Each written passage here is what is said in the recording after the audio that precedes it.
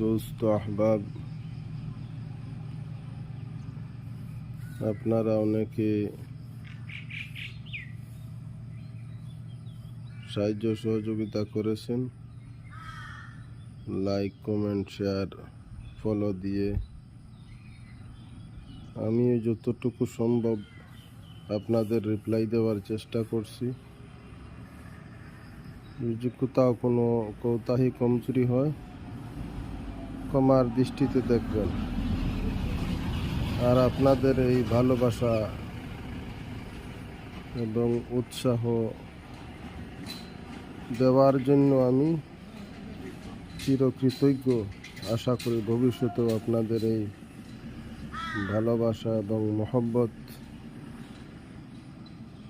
আমাদের মধ্যে অব্যাহত থাকবে ইনশাআল্লাহ।